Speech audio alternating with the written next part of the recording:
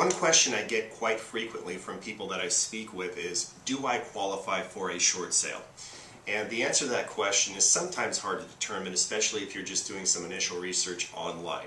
The best way to get that question answered, I would suggest, is call a professional, call somebody who's extremely knowledgeable about short sales. I offer free consultations and we can talk about your situation, and I could probably give you a very clear picture and definition as to whether or not you will qualify for a short sale.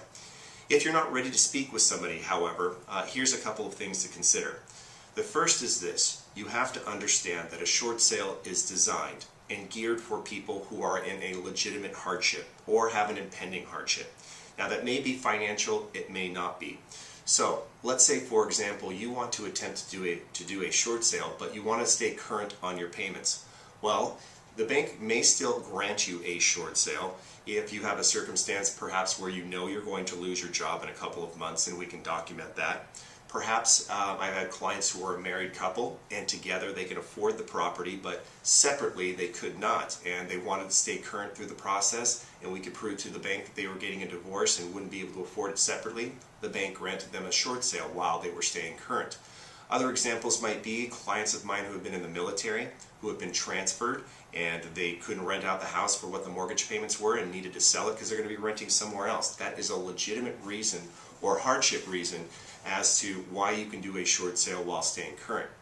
Now, if for any reason you are behind on payments, whether by choice or circumstance, well then I can tell you that's almost an automatic qualifier for a short sale.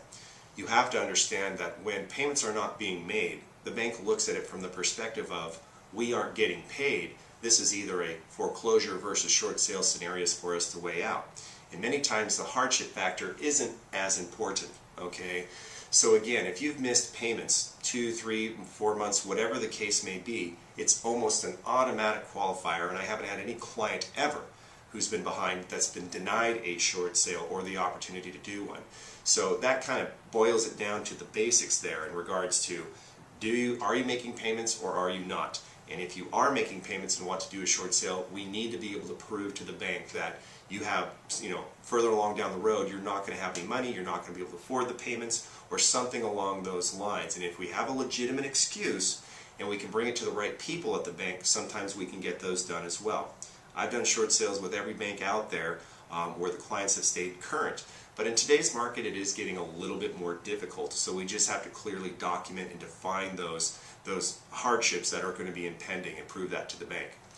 If you have any further questions or you want to know specifically about your case, give me a call. I offer free consultations. I'll assess your situations based on your bank and what you have going on, and I could probably again tell you whether or not you'll qualify for a short sale. Thank you very much for watching this video. My name is Wannebo with San Diego Real Estate and Investments, also known as Short Sale Kurt. Thank you very much.